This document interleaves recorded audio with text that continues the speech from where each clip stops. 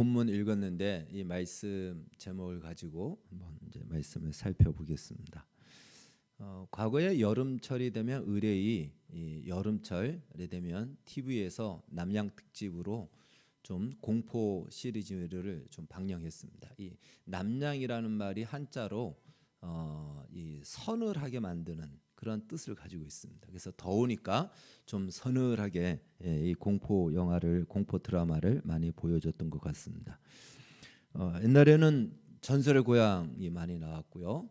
덜 옛날에는 이제 여고괴담 같은 것이 나왔다면 10여 년 전부터는요 좀비 영화가 대세를 이루고 있습니다. 좀비란 살아있는 시체라는 의미를 가지고 있는데 좀비라는 말 자체가 영어입니다. 우리말이 아니고 그냥 좀비 자체가 살아있는 시체, 살아있는 송장이다라고 말할 수가 있습니다. 특히 이 최근 들어서 이런 좀비는요 바이러스에 감염되어 발작을 일으키는 것으로 묘사되죠. 그래서 한마디로 정상적인 의식을 갖고 자기의 의식을 통제하지 못하고 이 바이러스의 특성에 따라서 발작하고 반응하는 것, 이것이 요즘 나오는 좀비의 모습인 것입니다. 이런 모든 것들을 종합하여 볼 때 좀비란 자기 자신의 의식보다 더 큰 어떤 세력에 붙들려서 사는 존재라고 말할 수 있습니다. 그런 의미에서 오늘 본문에 나오는 귀신 들린 자도 좀비와 같은 인생을 살고 있는 것이죠. 그러니까 귀신의 지배를 받고 살아가는 것입니다. 그래서 자신의 마음대로 자기가 통제가 안 되는 것입니다. 과거에는 이러한 좀비들이 참 이런 좀비, 그러니까 귀신 들림으로 말미암아 이런 좀비 같은 사람들이 있었다면 오늘 이 시대에는요 이러한 경우 외에도 더 많은 그 좀비들이 만들어지고 있다라는 것입니다. 이 귀신 들렸다라는 것을 현대 의학에서는 정신분열증이다 이렇게 진단을 하고 그렇게 항명을 내리고 있습니다. 이 심각한 문제지만 이것과 함께 최근에는 아주 심각한 문제가 우리 주변에 지금 일어나고 있죠. 바로 마약 중독입니다. 이 마약 중독도 인간을 좀비로 만들어 간다라는 것입니다. 특히 요즘에는 이 몰핀 주사에 100배 이상의 효과를 내고 있는 펜타닐이라는 이 강력한 진통제가 심각한 문제를 일으키고 있습니다. 미국에서는 7분마다 한 명씩 이 펜타닐 중독으로 인해서 죽어가고 있다라는 통계가 나왔습니다. 아마 여러분들도 아마 TV를 통해서도 지나가면서도 한번 보았을 텐데요. 한번 잠깐 그 영상을 짧게 한번 좀 보도록 하겠습니다.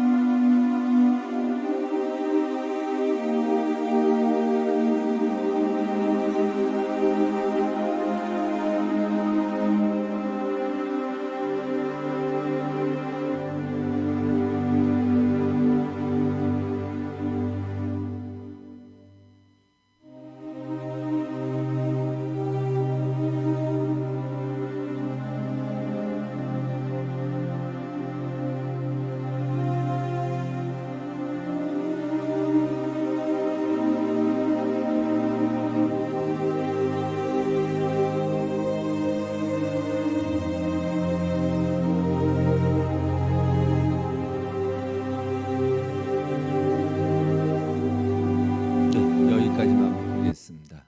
좀 긴데 여기까지만 보겠습니다. 미국의 필라델피아에 있는 켄시턴 거리인데 뭐 거의 좀비랜드라고 불릴 정도로 지금 심각한 상태입니다. 저기 보면은 허리를 굽히고 다리를 굽히고 심지어 어떤 경우는 허리를 반대로 꺾은 상태로 오랫동안 저렇게 있는 이유는요. 펜타닐에 이 중독되면 뇌의 활동이 중단되기 때문에 그렇습니다. 사실 우리의 팔다리가 움직이는 것은 우리 뇌가 중추신경을 통해서 움직이라고 명령하기 때문에 움직이는 거거든요. 그런데 뇌가 명령을 내리지 못하고 중단되어 있는 거예요. 그러니까 꺾인 상태로 경직된 상태로 그 중독기가 빠질 때까지 뇌가 활동을 못하다 보니까 저렇게 그냥 꺾인 상태로 있는 것입니다. 그래서 이 뇌 활동이 잘 분비가 안 되면 도파민이 분비가 안 되면은 저런 일이 일어났고 저것이 질병으로 나온 것이 파킨슨 병 같은 것들이 바로 그런 겁니다. 움직여지지 않는 것이 바로 뇌에서 이 명령 내리는 신경 물질이 부족하기 때문에 안 움직이는 겁니다. 그런데 이제 펜타닐이 저렇게 뇌의 활동을 중단시켜서 결국은 저렇게 경직되게 오래 가고 그리고 숨을 쉬지 못하게 함으로 호흡을 곤란하게 해서 결국은 뇌에 산소가 이렇게 공급이 안 돼서 사망에 이르는 경우가 많이 일어나고 있습니다. 문제는요, 이 펜타닐이 아주 값이 싸고 쉽게 구입할 수 있다라는 것입니다. 그리고 이것은 지금 우리나라도 아주 심각하게 청소년들까지도 지금 파고 들어온 문제가 됩니다. 이제 이것을 본다면요, 즉 좀비란 무엇이냐면 나의 자유 의지가 아닌 다른 무엇으로부터 통제를 받고 지배를 받는 상태라고 볼 수 있는 것이죠. 그것이 오늘 성경에서는 귀신의 지배를 받고 있는 귀신 들린 자다라고 말할 수가 있는 것입니다. 마약 중독자는 바로 이 마약의 지배를 받는 것이죠. 다 좀비라고 말할 수가 있을 것입니다. 그러나 앞으로 더욱 우려되고 있는 것 중에 하나가 제 개인적으로 봤을 때는요, 인공지능의 지배를 받는다라는 것입니다. 이 일이 일어날까 참 우려됩니다. 지난 4월 28일 날 일가 후에 대전의 건양대 병원 로비 안으로 승용차 한 대가 돌진한 사건이 일어났습니다. 이 운전자는요, 지금 저 기사 나온 건데 해전문을 뚫고 들어와서 그 앞에 벽을 부딪혀서 차가 멈췄습니다.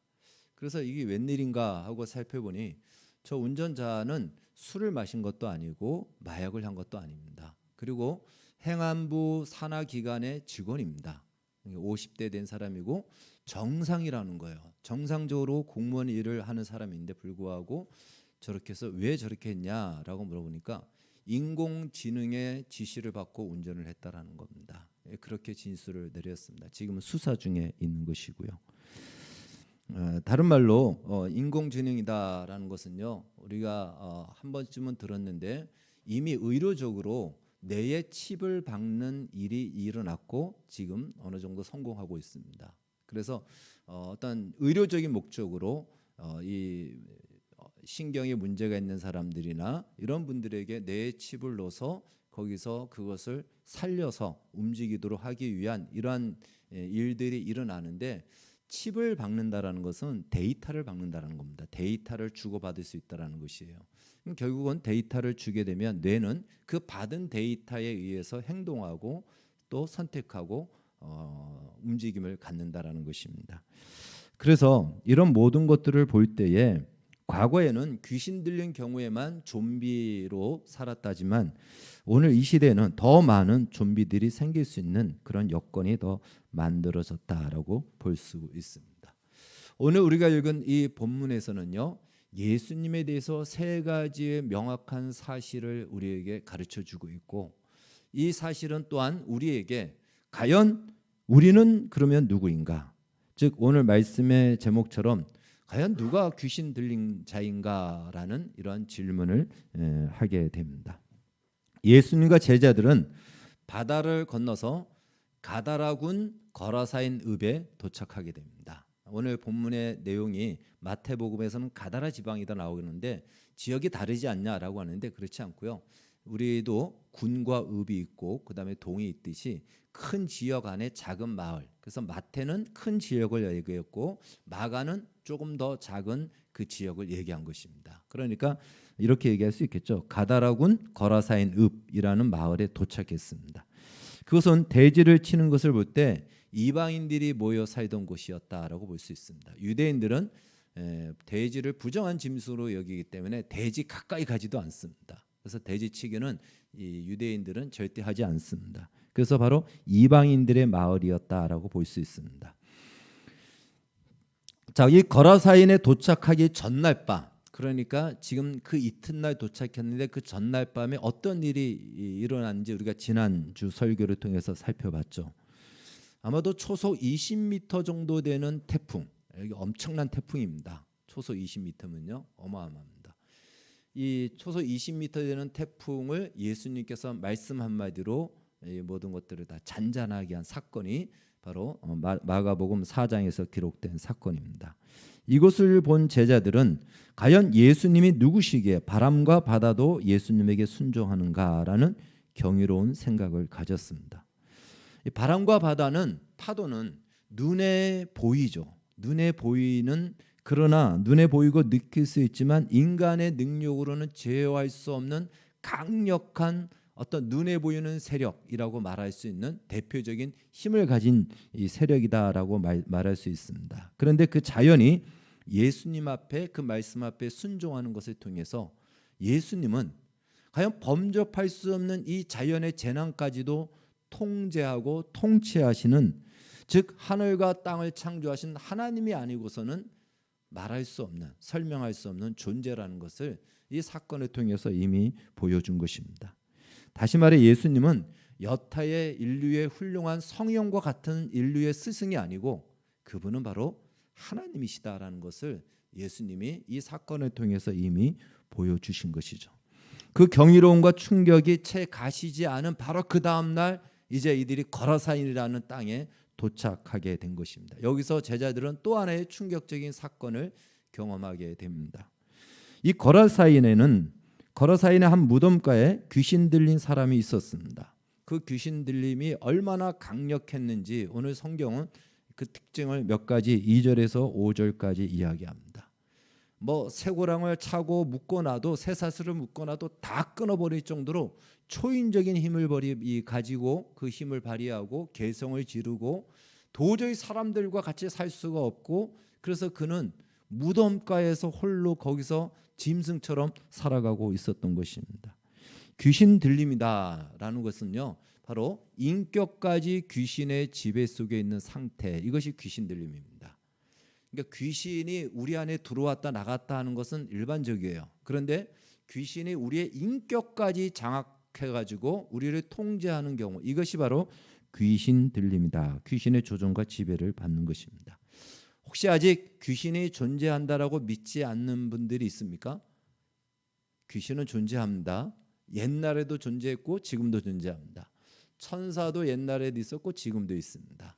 근데 요즘 시대에 귀신이 어디 있어라고 하면요, 그건 성경의 말씀을 안 믿는 거예요. 귀신은 반드시 존재하고 또 앞으로도 존재할 것입니다. 우리 동양에서는 사람이 죽은 후에 귀신이 된다. 그래서 조상신을 귀신으로 생각하는 경우가 많이 있습니다. 그렇게 된 이유를 제가 찬찬히 깊이 생각해 보니까요, 귀신의 귀신의 존재는 알겠는데 출처를 모르기 때문에 사람들이 그렇게 생각한 것 같습니다. 옛날 사람들이 볼 때도 뭔가 귀신이 있는 거예요. 어떤 영이 있는 거예요. 그런데 그 출처를 모릅니다. 어디서 왔는지 어떻게 생겼는지를 알 수가 없는 것이에요. 그래서 그들이 가장 비슷하게 생각하는 것이 뭐냐면, 사람이 죽으면 그 몸은 움직이지 못하는데 그 영혼이 귀신이 되어서 구천을 헤매고 또는 다니는 모양이다. 이렇게 사람들이 생각할 수밖에 없었던 것이죠. 왜요? 출처가 없이 현재의 존재를 인정하기 어려우니까. 근데 그렇게 생각하다 보니까 그것이 굳어져서 동양에서는 그 귀신이 조상신 혹은 사람이 죽은 영혼이다, 이렇게 알고 그렇게 지켜왔던 것으로 생각되어집니다. 그럴 수밖에 없는 것이, 귀신의 출처는요 성경에서만 말씀하고 있기 때문에 성경의 말씀을 배우지 않고서는 귀신의 정확한 출처를 알 수 없습니다. 그러니까 그렇게 자기들의 임의적으로 생각할 수밖에 없는 것이에요. 오늘날 우리가 과학이라고 하는 것도 마찬가지예요. 지구의 생성에 대해서 빅뱅 이론을 제시했죠, 과학자들이. 그래서 지구가 그렇게 만들어졌다라고 얘기하는데 그것도 마찬가지입니다. 지구는 존재하는데 어떻게 존재했는지 모르니까 그냥 빅뱅에 의해서 만들어졌다라고 가설로 만든 것이 그냥 정설이 되어버린 거예요. 그런데 최근에 과학 이론이 하나 새로 나왔는데 이 빅뱅 이론이 틀렸다라는 것이 과학적으로 지금 증명되고 있어서, 이 빅뱅 이론이 틀렸다라는 것이 또 확인되어지고 밝혀지면 온 세계 과학계가 또 한번 들썩일 그런 상황에 놓여일 정도로 새로운 이론이 하나 또 만들어졌다고 합니다. 그러니까 귀신에 대해서도 그렇게 생각했던 것이죠. 죽은 사람의 영혼처럼 이렇게 사람들이 생각한 것입니다. 그러나 귀신은 마귀 사탄이 타락할 때에 그와 함께 있었던 천사들입니다. 그래서 루시엘이 타락하여 루시퍼가 되면서 사탄과 마귀가 되었다면 그와 함께 있던 그 천사들이 타락하여 타락한 천사, 말 그대로 악령, 귀신이 된 것입니다. 그러니까 우리가 귀신에 대해서 사람의 죽은 영혼이 아닌 것이에요. 타락한 천사의 부하, 그의 행동대원들이라고 우리가 알 수가 있고 성경이 이렇게 말씀하고 있는 것입니다. 이 귀신에 대해서 오늘 성경에 나왔기 때문에 우리가 조금 이때라도 좀 배워가면 좋겠다 해서 제가 말씀을 드립니다. 요한복음 8장 44절에서 예수님은 이 마귀를 뭐라고 얘기했냐면 사탄을, 이 마귀를 거짓의 아비다라고 이렇게 얘기합니다. 다른 말로 거짓을 만들어낸 존재가 마귀입니다. 그래서 이 귀신은요, 입만 열면 다 거짓말이에요. 그러니까 귀신이 하는 말을 여러분들이 그걸 그냥 액면 그대로 들어서는 안 됩니다. 귀신이 생각하기에 사람들이 이 동양에서 특별히 죽은 사람의 영혼이다라고 받들다 보니까 귀신의 입장에서는 나쁘지 않은 거예요. 자기는 그렇게 생각 안 했는데 사람들이 자기를 그렇게 생각해주고 대우해주고 자기를 두려워하고 그러니까 귀신의 입장에서는 그때부터 어떤 흉내를 낼까요? 조상신의 흉내를 낸 겁니다. 그게 나쁘지 않은 거예요. 얼마나 대우도 잘해주고 하니까. 그래서 귀신은 지금도 마치 너의 누구의 할아버지의 너의 할머니의 무슨 영혼이다 이렇게 사람들을 속이는 거예요. 귀신의 말은 입만 열면 무엇이라고요? 거짓말입니다. 입만 열면 거짓말이다 생각해서 귀신의 말을 우리가 들을 것이 아니고 성경이 말씀하고 있는 대로 이 귀신에 대해서 우리가 정확하게 알고 있어야 됩니다. 이 귀신은 인격을 가지고 있지만 몸을 가지고 있지 않습니다. 그래서 귀신이 몸 안에 들어오기를 원하는 거죠. 왜? 그래야 활동할 수 있는 도구가 되니까. 근데 이 귀신이 사람 몸 안에 들어오게 된 이유는 어떻게 들어오게 됐냐? 그것은 아담이 처음 죄를 지음으로 말미암아 죄로 인하여 합법적인 근거를 가지고 그 다음부터 인간의 몸 안에 들어와서 활동할 수 있는 그 시작이 된 것입니다. 그러나 오늘 본문에 나온 것처럼 모든 사람들 안에 들어가서 그들의 인격까지 장악하고 그러지는 않습니다. 그렇게 하지 못합니다. 그런 경우는 특별히 어떤 사건이나 충격에 의해서 그 사람 자체가 스스로 자신을 통제하기 어려울 정도의 상처와 충격을 받았을 때에 그 약해진 인격을 귀신이 들어와서 장악하는 겁니다. 그때 귀신 들림이 일어날 수 있는 가장 절호의 찬스인 것이죠. 근데 일반적으로는 귀신은 우리의 인격까지 통제하여서 그렇게 할 수 없다라는 것입니다. 그렇게 귀신이 사람을 장악하며 보통 사람보다 초월적인 능력을 발휘하기도 합니다. 예를 들어서 과거의 어떤 일도 막 맞추기도 하고요. 귀신이 귀신처럼 맞춘다라는 얘기가 여기서 나오게 되죠. 혹은 오늘 본문에 나온 것처럼 초인적인 힘을 발휘하기도 합니다. 실제로 우리 교도소에서 오랫동안 사역했던 박효진 장로님, 교도관의 그 장로님의 간증을 들어보면은 이승우라는 사형수가 있었습니다. 이 사형수는 척추 장애를 가지고 있어서 삽질도 하지 못하는 사람이에요. 실제적으로. 그런데 이제 나중에는 이 사람이 예수님 믿고 사형을 당했지만 일가족을 다 죽입니다. 일가족을 망치로 죽이고 집안에 있는 낫으로 죽이고 그리고는 그 일가족을 죽여서 전부 다 그 마당 안에다가 마당을 파서 거기다가 안매장을 합니다. 생채로. 그런데 그 안매장을 하기 위해서 파는데 그게 하룻밤 사이에 그걸 파는데 포크레인이 파야 될 정도의 넓이를 그 사람 혼자서 삽으로 팝니다. 그래서 척추 장애인 불가능한 얘기거든요. 그때 이게 뉴스에도 나왔어요. 우리나라 뉴스에도 나왔는데 이 귀신에 대한 얘기는 못하죠. 뉴스에서는 삽으로 그걸 다 팠다라는 것은 대단한 초인적인 힘을 발휘하지 않고서는 안 되는 겁니다. 어떻게 했냐? 귀신의 힘에 의해서 사람을 죽이고 그 사람들을 그 땅에다 묻은 겁니다. 그 사람이 이제 감옥에 왔을 때 그 사람을 이렇게 상담하던 이 박효준 장로님이 딱 보니까 벌써 다른 거예요. 그래서 이분도 놀래서 거기서 방언으로 기도하니까 막 그때부터 이 귀신의 역사가 일어나고 귀신이 나가는 그 사건을 거기서 경험하면서 그 이승우라는 사람이 예수님을 믿게 됩니다. 그리고 나중에 이제 사형을 당했지만 정말 찬송을 부르며 하나님 앞으로 나아갔던 사건이 지금도 우리가 유튜브로 보면은 그 간증이 있습니다. 그러니까 바로 귀신 안에 귀신이 초인적인 힘을 줘서 정말 그 강력하니 무엇으로도 제어할 수 없는 그런 힘을 발휘할 때가 있습니다. 오늘 본문에 나온 귀신 들린 사람도 그런 계력을 가진 것을 보게 됩니다. 그러다 보니까 사람들과 함께 살 수가 없어서 이제 무덤가에서 소리를 지르며 짐승처럼 살았던 것이죠. 아마도 예수님의 제자들도 이 거라사인의 강인에 대해서는 아마 소문을 들어서 알고 있었을 겁니다. 우리도 어렸을 때 보면 어느 지역에 어느 마을에 어떤 미친 사람이 있다. 이게 소문이 다 나서 알게 되잖아요. 알고 있었을 겁니다. 그런데 예수님이 하필이면 그곳으로 갑니다. 제자들은 안 갈 수도 없고 갈 수도 없고 아주 고민스러운 그 상황이 놓여졌는데 아니나 다를까 정말 그 거라사인의 무덤가로 예수님이 가시는 거예요. 그리고 저 앞에서 그 거라사인의 강인 미친 사람이 달려옵니다. 그냥 머리도 자르지 않았을 거고요. 수염도 자르지 않았을 것이고요. 치렁치렁하고 옷은 벗고 상처는 나고 피투성이가 된 사람이 막 달려온다고 생각해 보십시오.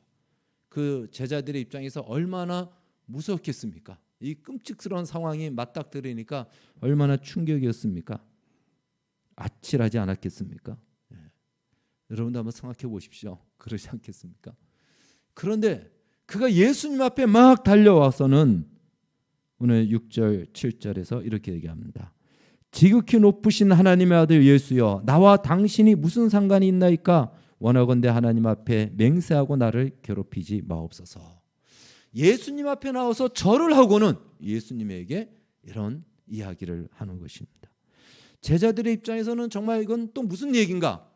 도대체 어떤 일이 일어나는지 그들로서는 정말 충격의 연속이다라고 밖에는 볼 수가 없습니다. 이런 상황이 벌어진 것은 이미 예수님이 그에게 귀신아 나와라라고 명령하셨다라고 이야기합니다. 예수님이 내 이름이 무엇이냐고 묻자 귀신이 대답하기를 군대라고 대답합니다. 이것은 뭐 이름이 군대라기보다 우리가 많다. 귀신이 굉장히 많이 이 사람 안에 들어와서 이 사람의 인격과 이 사람의 몸을 지금 제어하고 장악하고 있다라는 것을 말해주고 있습니다. 그러면서 귀신이 예수님께 애원하듯 제발 여기서 우리를 쫓아내지 마시고 우리를 주변에 보니까 돼지떼가 있죠. 돼지떼에게 보내주소서라고 간청을 합니다. 물론 예수님 앞에서는 귀신이 거짓말을 할 수 없어요. 그러니까 예수님 앞에서는 거짓말을 하지 못합니다. 그러나 사람들 앞에서는 거짓말합니다. 귀신을 쫓는 것을 보면 막 거짓말을 하기 때문에 그것을 잘 분별을 해야 됩니다. 귀신들이 쫓아내지 말라고 요청한 것은요. 여기서 이 거라사인에서 나가서 옆 동네로 가라고 하지 마십시오라고 한 말이 아니고 여기서 쫓아내지 말라는 것은요. 귀신들의 임시 감옥이 무저갱입니다. 바로 귀신들의 임시 감옥은 지금도 존재하고 있는 이 임시 감옥이 무저갱인데 무저갱으로 보내지 말아 주십시오라고 얘기하는 거예요. 이 귀신들의 임시 감옥이 무저갱이면 영원한 감옥은 어디냐? 그것이 바로 불못입니다. 우리가 소위 얘기하는 지옥이에요. 계시록에 보면 나중에 이 무저갱도 저 불못에 던져진다라고 얘기합니다. 그러니까 임시 감옥은요, 임시로 가두어 놓는 거예요. 지금도 무저갱에는 임시로 가두어진 많은 귀신들이 있습니다. 그리고 계시록에 보면 잠시 동안 그들이 풀려지는 때가 있다라고 얘기합니다. 귀신들이 완전히 천지를 다 뒤엎는다라는 거예요. 그러니까 이 귀신들은 거기에 갇혀 있는 것보다 어찌 됐든 좀 어느 정도의 시간이라도 이 땅에서 활동하는 것이 자기들 입장에서도 좋은 거죠. 그러니까 무저갱으로 보내지 말아 주십시오라고 요청하는 겁니다. 이 얘기를 지금 하고 있다라는 것입니다. 여기서 우리가 알 수 있는 것은요. 이 귀신은 무저갱에 보내지 말아 달라고 하면서 주변을 보니까 뭐 사람도 안 보이고 예수님의 제자들한테는 얼씬도 할 수 없는 상황이고요. 돼지만 보이니까 이 돼지에게 들어가게 해달라고 강력하게 요청을 합니다. 즉 귀신이 짐승에게도 들어갈 수 있다라는 것입니다. 그러니까 성경이 말하고 있는 대로 우리는 배워야 되는 것입니다. 그러나 일반적으로는 짐승에게 들어가기를 원할까요? 사람에게 들어가기를 원할까요? 사람에게 들어가기를 원하죠. 짐승에게 들어가가지고 이 만약에 발작을 일으키면 어떡합니까? 사람들이 그 짐승 바로 죽여버리죠. 죽여버리죠. 그러니까 짐승에게 들어가봤자 자기들에게 유익되는 것은 하나도 없겠죠. 그러니까 사람에게 들어가는 겁니다. 단지 몸이 없기 때문에 살아있는 짐승에게 들어갈 수 있다는 것입니다. 예수님께서 그것을 허락하십니다. 그리고는 이제 그들이 돼지에게 들어갑니다. 그러니까 아무리 짐승에게 들어가도 짐승이 가진 특징을 넘어서지는 못하는 거예요. 돼지가 말은 못하잖아요. 그러니까 거짓말을 하고 싶어도 그냥 막 돼지 소리로만 거짓말해야 되는 거예요. 우리가 못 알아듣잖아요. 그러니까 짐승에 들어가 봐야 자기에게는 별로 유익이 없는 거예요. 그러나 너무 급한 나머지 무적에 갈까 봐 이 두려운 나머지 저 돼지에게라도 좀 들어가게 해달라고 요청하죠. 예수님이 허락합니다. 이제 이들이 돼지에게 들어가는 거예요. 돼지에게 다 들어간 것인지 안 들어간지 모르지만 아무튼 들어가니까 돼지도 갑자기 어떤 귀신이 자기에게 들어오니까 이 돼지의 입장에서도 이게 자연스럽지 않잖아요. 그러니까 발작을 일으키게 되죠. 그리고는 비탈을 내려서 바다에 빠지게 됩니다. 그런데 짐승들의 특징이 있죠. 몇 마리가 막 움직이면 똑같이 다 따라 움직이잖아요. 그러니까 이 몇 마리의 돼지가 움직이니까 다 같이 돼지들이 같이 비탈로 내려가면서 결국은 바다에 다 빠져서 몰살되게 됩니다. 근데 그 돼지 숫자를 오늘 성경은 2,000마리다. 작은 숫자가 아니에요. 2,000마리 돼지 본 적이 있습니까? 저는 몽골에 가서 옛날에 1,500마리라고 하는 양떼를 이렇게 양치는 걸 1,500마리를 본 적이 있습니다. 몇 마리 정도 되냐 물어보니까 1,500마리 정도 된다 하더라고요. 2,000마리 작지 않습니다. 그 돼지가 다 어느 성경에 보니까 물에 빠져 죽었다라고 이렇게 이야기합니다. 돼지를 치던 사람들이 이 과정을 목격하고는 이거 큰일 난 거예요. 자기들도 이제 월급 받고 쉽게 말하면 돼지를 치는데 책임을 못 지게 된 거잖아요. 그러니까 돼지 주인에게 가가지고 이 이야기를 하고 이 소문이 나서 사람들이 와서 보게 됩니다. 그들이 와서 보니까 정말 돼지들은 온데간데 없고 저 바다에 다 빠져 죽었고, 그리고 그동안 소리 지르던 귀신 들렸던 사람은 정신이 온전해서 옷을 입고는 예수님 앞에 언제 그랬냐는 듯이 온전히 앉아있는 이 모습을 그들이 보게 되는 것입니다. 그리고 이 일을 일으킨 분 바로 예수님이 그들 앞에 서 있는 것이에요. 그러니까 동네 사람들은, 이 소식을 듣고 온 동네 사람들은 그들의 눈앞에 펼쳐진 현장 앞에서 돼지들이 다 몰살되었고, 이 돼지치기에 있던 사람들의 이야기에 의하면 귀신 들린 사람이 깨끗해졌고 그 귀신이 돼지에게 들어갔고 그래서 다 몰살됐고, 이 현장을 다 본 거예요. 그 현장에 와서 보고는 예수님이 서 있습니다. 그러니까 동네 사람들의 입장에서는 이제 이 예수님을 어떻게 받아들이려고 어떤 선택을 해야 되는지 기로에 서 있고 결정을 해야 되는 순간에 다다르게 된 것입니다. 그리고 지금 일어난 사건과 지난밤에 일어난 사건을 제자들의 입장에서 볼 때는요, 과연 예수님은 누구일까요? 예수님은 인간으로서는 절대로 접근할 수 없고 근접할 수도 없는, 넘을 수 없는 넘사벽의 세계, 즉 눈으로 보이는 이 땅에서 가장 강력하다라고 하는 바로 이 자연을 제어하고 폭풍과 태풍과 파도를 제어하는 분일 뿐더러, 그리고 보이지 않는, 세상에서는 그 바람과 파도를 신으로도 믿지 않습니까? 그리고 보이지 않는, 사람들이 조상신이라고 여기는 그 악한 영, 그 영까지도 말씀 하나로 통치하고 통제하는, 이건 사람으로서는 말할 수 없고 하나님이 아니고서는 설명할 수 없는 바로 하나님의 아들이심을 이 제자들은 거기서 확인하게 되는 것이죠. 예수님은 바로 이 두 가지의 사건을 통해서 예수님이 누구신가를 분명하게 나타내셨고 계시하신 것입니다. 골로새서 1장 15절 16절 말씀은 이렇게 말씀합니다. 같이 한번 읽겠습니다. 시작.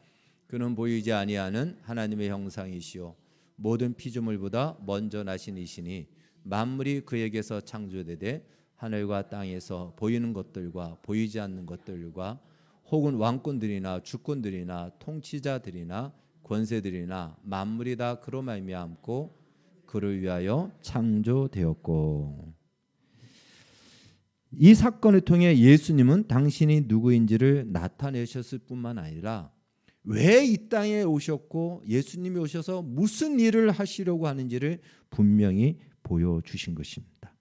그것은 바로 귀신의 지배 때문에 하나님이 주신 인생을 살지 못하는 한 영혼을 고치시고 구원하시고자 예수님이 이 땅에 오신 것입니다.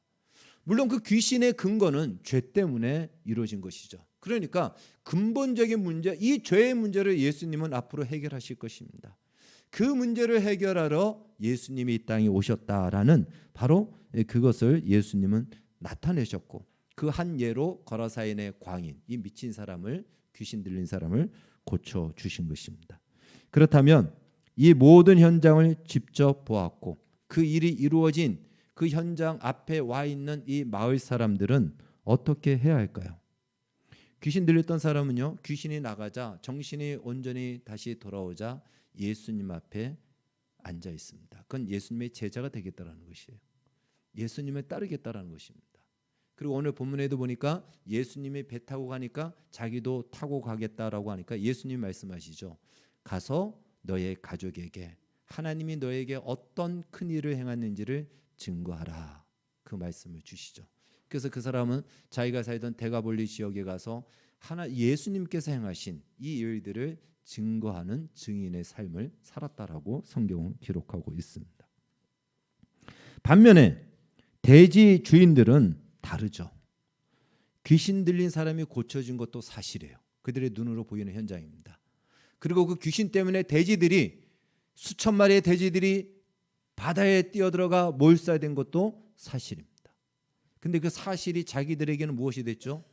손실이 된 거예요. 손해가 된 거예요. 예수님을 믿으면 뭔가 이득이 있는 줄 알았는데 큰 손해가 온 거예요. 이런 예수를 믿었다가는 가지고 있던 살림살이가 다 거덜나겠다, 이런 마음이 들었던 거죠. 사실이 일어난 이 사건을 통해서 예수님이 누구인지에 대한 바른 이해를 갖지 못하고 이들은 당장 자기들에게 손해가 난 것을 먼저 계산하게 됩니다. 이 예수님하고 같이 있다가는 진짜 우리 가정의 살림 다 거덜나겠다, 도저히 예수님 같이 있을 수 없겠다, 이런 생각을 하게 되는 것입니다. 그래서 그들의 관심과 가치는 물질이었던 것이죠. 그래서 그들은 예수님에게 가능한 빨리 이 마을에서 떠나 주십시오. 예수님이 오늘 성경은 이렇게 얘기해요. 거기에 도착했다가 거라사인 이 사건 이후로 다시 배 타고 돌아가십니다. 그 마을에 들어가지 않으셨어요. 배척한 거예요. 거부한 거예요. 오지 마십시오. 떠나십시오 라고 한 겁니다. 자, 이 본문을 읽으면서 예수님은 왜 귀신들에게 돼지떼에게 들어갈 것을 허락하셨을까, 이런 생각을 하게 됩니다. 두 가지 이유가 있습니다.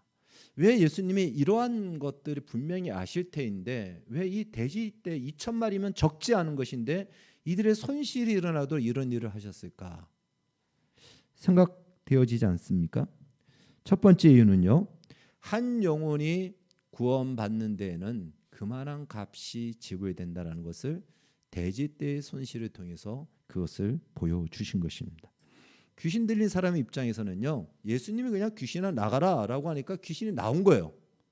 그러니까 귀신 들린 사람 입장에서는 어떤 값을 지불한 것이 없습니다. 대가를 지불한 것이 없습니다.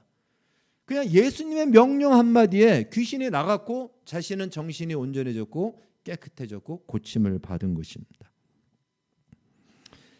그냥 이루어진 것 같은 것이죠. 그러나 그것은요, 인간이 사탄의 지배를 받게 된 근본 이유인 죄죠. 귀신이 들어온 건 죄 때문에 들어왔으니까 죄의 문제를 해결하는 데에는 예수님이란 값이 지불되어야 했던 것입니다. 그리고 그 값은요, 하나님과 예수님이 값을 지불하십니다. 제사함을 받는 인간의 입장에서는 아무 값도 지불한 것이 없어요. 공짜로 구원받은 거예요. 그래서 공짜로 된 줄 알아요. 그러나 그것이 공짜가 우리에게 되기 위해서 어떤 값을 지불하셨다? 예수님이 제물이 되는, 희생되어지는 이 엄청난 값을 지불되어야만이 이것이 가능한 이야기고, 실제로 예수님은 그렇게 이루실 것이고 또 실제로 예수님은 그 값을 지불하셨습니다.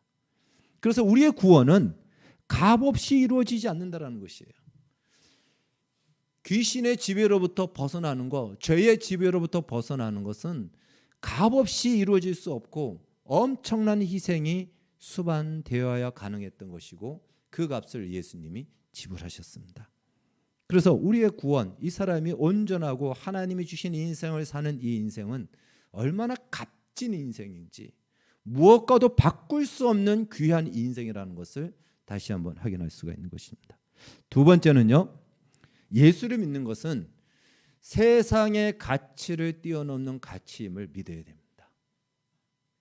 우리는 이 두 가지, 이 사실, 그러니까 예수를 믿는 것, 세상에서 가치 있다라고 여겨지는 것보다 더 큰 가치라는 사실을 우리는 인정하고, 더 큰 것을 얻기 위해서는 덜 중요한 것을 버릴 수 있어야 된다라는 것이, 이것이 예수를 믿는 거예요.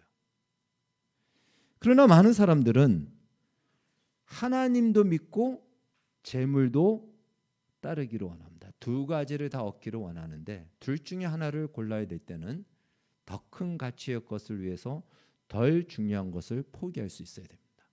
사실 돼지 2,000마리라면 지금의 값으로도 어마어마하죠. 지금 돼지 한 마리 값이 얼마인지는 모르겠습니다. 속값은 보통 한 1,000만 원에 가까운데 돼지는 모르겠어요. 2,000마리 값으로 환산하면 대단한 부자일 겁니다. 물론 한 사람인지 공동의 재산인지는 모르지만 결코 작지 않은 재산입니다. 그럼에도 불구하고 바로 이 구원이라는 것은 귀신으로부터 벗어나고 죄로부터 자유케 되는 이 놀라운 하나님의 은혜는 이 세상에서 가치 있다라고 여겨지는 것보다 더 큰 가치가 있다라는 것을 믿어야 된다는 거예요. 그걸 믿지 않으면 결국은 우리는 예수님을 끝까지 따라갈 수가 없다라는 것입니다. 물론 나에게 손실이 온 것은 사실입니다. 그러나 이 손실보다 더 큰 것이 나에게 있다라는 사실을 믿지 않으면 우리는 언제나 내가 손실이 오면 언제든지 예수 그리스도를 포기하고 또한 이것을 놓게 되어버린다라는 사실이죠. 2,000마리는 작지 않지만 예수님이 주시는 구원은 그 이상의 가치죠. 그래서 예수님은 이렇게 말씀하셨습니다. 마가복음 8장 34절 35절 같이 읽겠습니다. 시작. 누구든지 나를 따라오려거든 자기를 부인하고 자기 십자가를 지고 나를 따를 것이니라. 누구든지 자기 목숨을 구원하고자 하면 잃을 것이요 누구든지 나와 복음을 위하여 자기 목숨을 잃으면 구원하리라. 예수님은 이러한 비유를 또한 말씀하셨죠. 전쟁을 하는 자가 내가 100명의 군사를 데리고 저 사람 저쪽 편하고 싸울 때 저쪽 편이 몇 명인지를 보고 계산해서 전쟁하지 않냐. 사실은 저쪽이 100명이면 최소한 나는 300명이 있어야 전쟁에서 승산이 있습니다.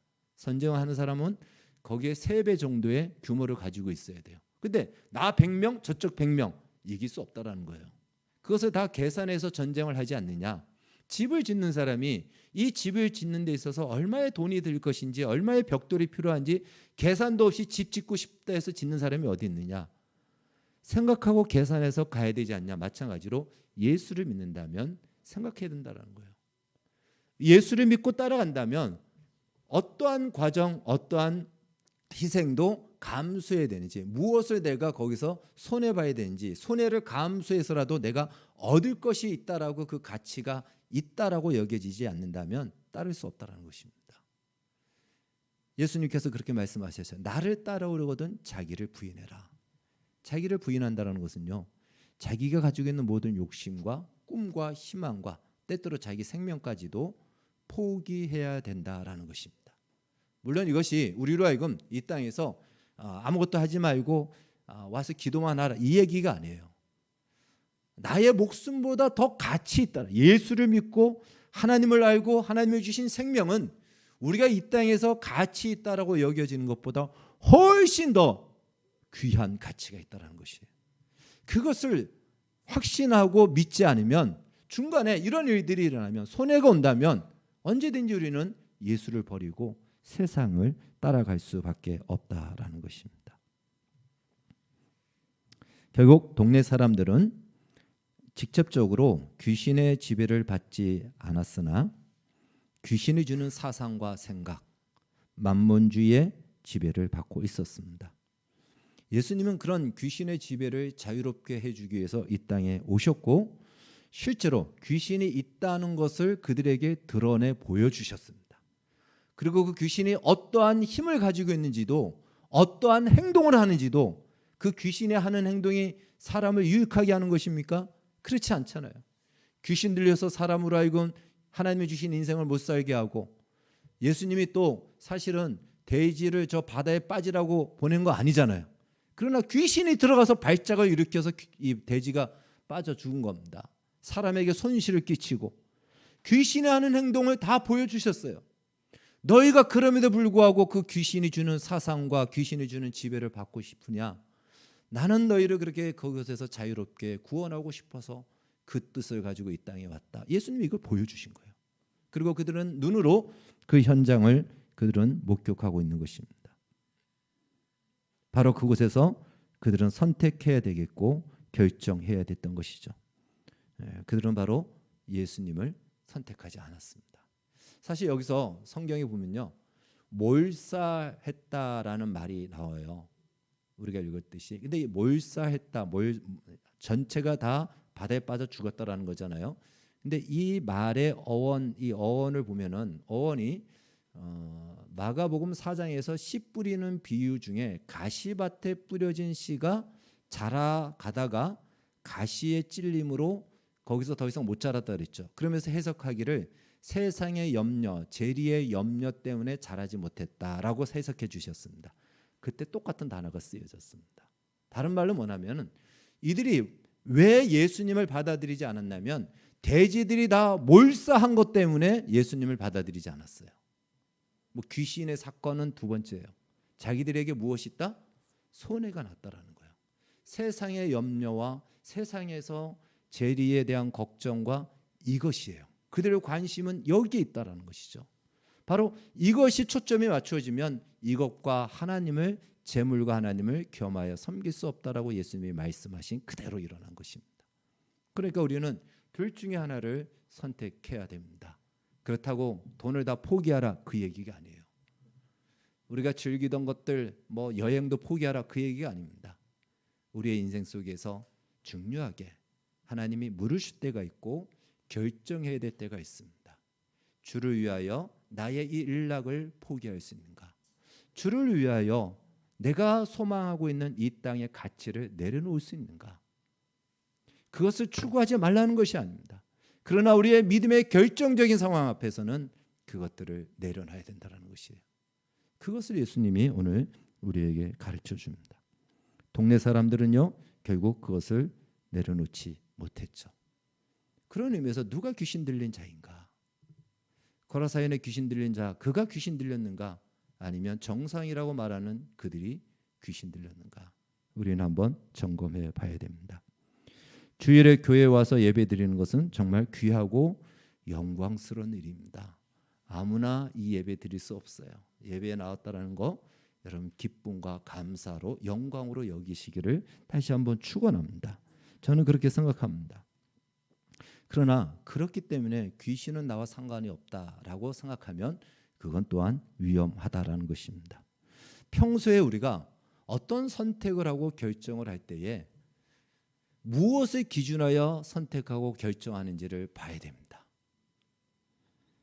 과연 하나님이 기뻐하시고 인정할 만한 기준을 가지고 선택하고 행동하는지, 아니면 하나님보다 세상의 가치나 아니면 내 상황이 우선되어서 그것을 우선하여 기준으로 삼고 결정하는지, 우리의 행동을 보면, 우리가 선택하는 것을 보면 지금 내가 누구의 지배를 받고 있는지를 우리는 스스로 알게 될 것입니다.